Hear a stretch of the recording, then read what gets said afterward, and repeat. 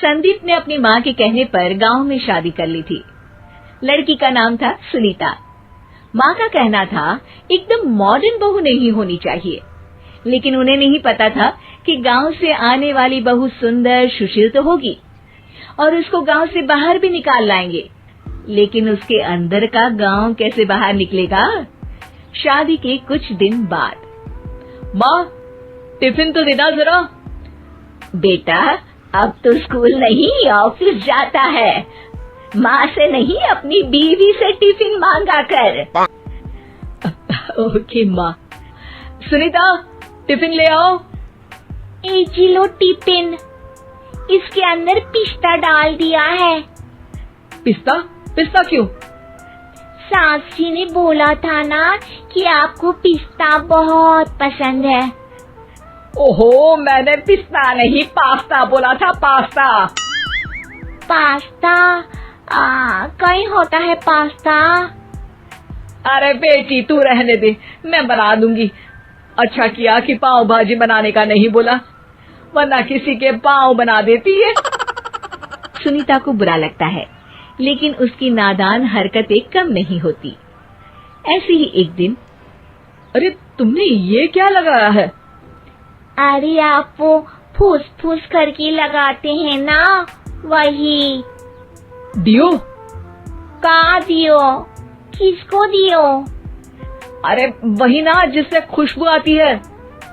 हाँ हाँ सही पकड़े हैं। अच्छा लेकर तो आना। कौन सा डियो लगाया तुमने? अभी लेकर आते हैं जी। संदीप की बात मानकर सुनीता अंदर से खुशबू वाला फुसफुस लेकर आती है। OMG! OMG मतलब ओ माय गणेश ना। अरे OMG छोड़ो, ये खुशबू वाला फुसफुस की बात कर रही थी तुम? हाँ इसी की, फिर से सही पकड़े हैं। अरे देवी, लेकिन आप सही नहीं पकड़े हैं, ये डियो नहीं है। डियो नहीं है तो क्या लियो है? अरे ये रूम फ्रेशनर है, जिसको कमरे में छिड़कते हैं, खुद पर नहीं। कोई बात नहीं, माँ कहती थी आत्मा किराएदार है, शरीर एक किराए का कर्म। हम शरीर पे ये डाल लिए तो क्या फर्क पड़ जाएगा। अरे बहू, ओ बहू, मेरे लिए फल तो लिया, फिर मैं बाजार जाऊंगी। सुनीता अपनी सास के लिए फल लेकर आती है। अरे बेटा, पपीता, तरबूज और सेब फल ऐसे कैसे खा लूं? काट कर तो लिया। माँ जी, मेरे गांव में तो खेत से उठा के सीधा खा लेते हैं। अरे ये तेरा गांव नहीं है ना। अरे संदीप, तू ही कुछ समझा देना इसको बेटा। मैं कैसे समझाऊं माँ, ये तो माइक्रोवेव को भी भट्टी बोलती है। कल मैंने बोला हाय कैसी हो, तो बोलती है किसी को हाय नहीं लगानी चाहिए। अरे सुनीता, तेरा क्या होगा? अभी तो कैसे बताऊं माँ जी, अभी हम कुछ करेंगे फिर पता चलेगा क्या होगा, लड़का या लड़की। हे भगवान, कहाँ से आ गई ये? रामपुर से जी, आप ही तो लेकर आए थे मुझे। अरे मुझे माफ कर दो। पहले कोई गलती तो करिए जी, आपकी तो सारी गलती माफ कर देंगे हम। हाँ अरे बहू, मेरी बात सुन, फल यानी कि फ्रूट जब भी लाए ना तो काट कर लाना, ठीक है? जी ठीक है माँ जी, फल यानी फ्रूट यानी काट के लाऊंगी। सुनीता रोज ही कोई ऐसी हरकत कर देती जिसकी वजह से उसे घर में दो बातें सुननी पड़ती। एक दिन, माँ मेरे बॉस घर पर आने वाले हैं शाम को, उनका बर्थडे है, फैमिली साथ नहीं रहती उनके, तो यही पार्टी कर लेंगे। उनको अच्छा लगा तो शायद मेरा प्रमोशन भी हो जाएगा।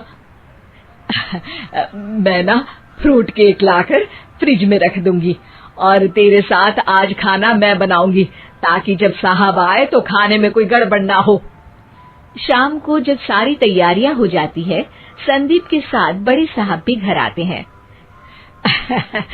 फ्रूट केक तो ले आना बहू, फिर खाना खाएंगे।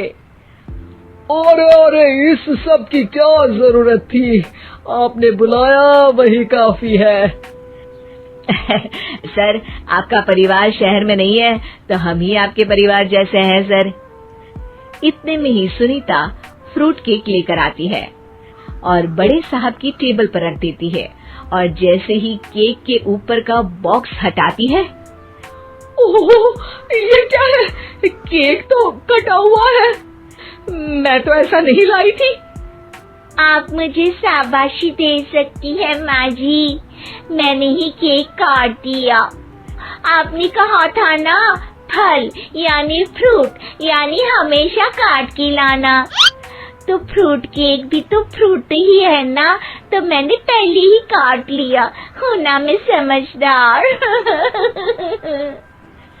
अरे बहू, ये क्या किया? केक हमेशा वही काटता है जिसका जन्मदिन होता है। तुझे एक बात भी समझ नहीं आती, एक नंबर की बेवकूफ है। पूरा माहौल बिगड़ चुका था।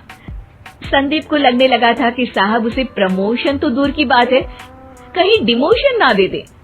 लेकिन साहब बीच में ही बोल पड़ते हैं। अरे कोई बात नहीं, ये इनकी बेवकूफी नहीं है, इनका भोलापन है। बेटा आप कहाँ से हो? रामपुर गांव से। अरे वाह, गांव से? फिर तो आपके गांव में ताजे फल और सब्जियां मिलते होंगे। हाँ, सही पकड़े हैं। हम तो काटते भी नहीं, सीधा खा लेते हैं। मैं ना एक बार तुम्हारे गांव घूमने जरूर चलूंगा। क्यों संदीप, ले चलोगे ना? मुझे गांव घूमना बहुत पसंद है। बस फिर क्या था, संदीप और सास दोनों खुश हो गए, क्योंकि साहब को सुनीता ने गांव की बात करके खुश कर दिया था। अब संदीप का प्रमोशन पक्का था। शिक्षा, कभी भी किसी भी गलती पर घबराना नहीं चाहिए। हो सकता है कि उस गलती की वजह से आगे बड़ा फायदा हो जाए।